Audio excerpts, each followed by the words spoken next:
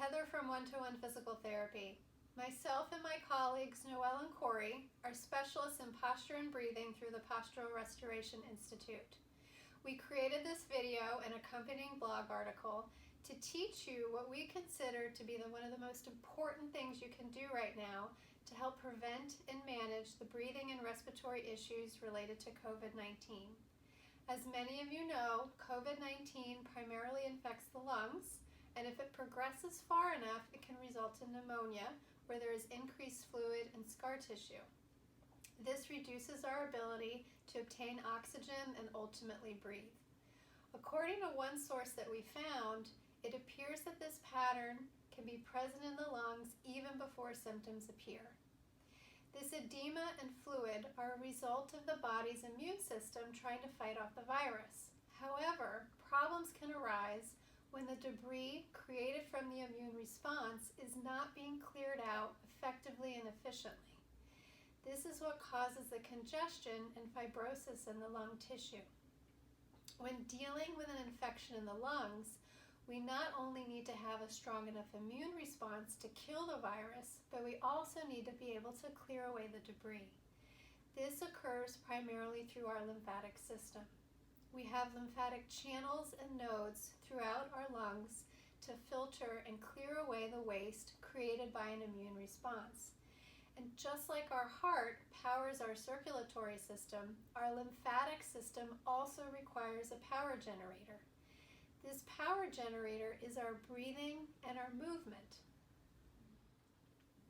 As Heather just explained, in order to power your lymphatic system pump to keep your lungs clear, you need to optimize your breathing and movement. Did you know that most likely your baseline breathing is not sufficient to accomplish this? This is especially true if you're under any stress, had asthma, allergies, or any other baseline respiratory condition.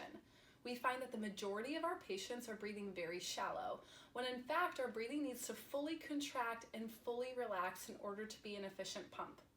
When we breathe too shallow, our diaphragm becomes too tight. In order to relax the diaphragm, you must first learn how to exhale completely.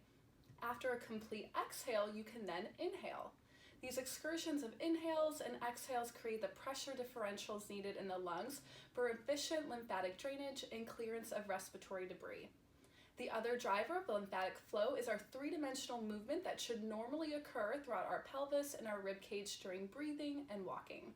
This also serves to pump our lymphatic system. Next, we're going to show you how you can perform this full excursion of breathing while incorporating three-dimensional movement in order to optimize your lymphatic pump. So, we have selected this breathing exercise in order to optimize our 3D ribcage movement for lymphatic flow and lung health. To perform this exercise, you come into a seated position. We are using a stool here. You can use a stair at home or even perform this in a chair. The lower the better, so try to challenge yourself. We are going to link breathing with arm movement here.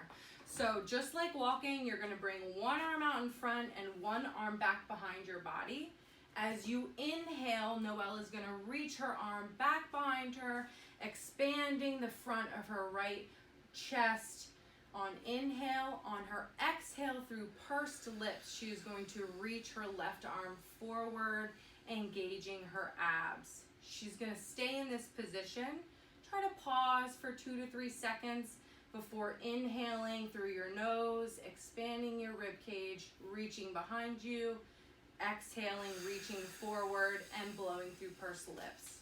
One of the most important things that we can do here is add low vowel toning during our exhale. This really stimulates lung movement and lymphatic flow. So low toning on exhale. And the amount of air that you have inside you might surprise you. So continue to exhale. And remember to pause for 3 seconds afterwards before your next inhale. A few mistakes that typically happen here are overuse of the neck during inhale, as well as lifting up during inhale. Noelle does a really great job here that she is expanding on inhale, not lifting up or overusing her neck. And exhaling, reaching forward. Perform this 4 to 5 times on one side and then switch and do the same thing on the other side.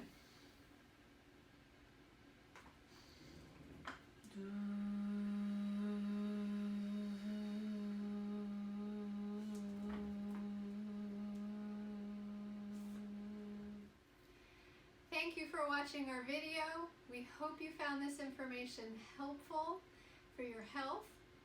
Please give it a try and let us know how you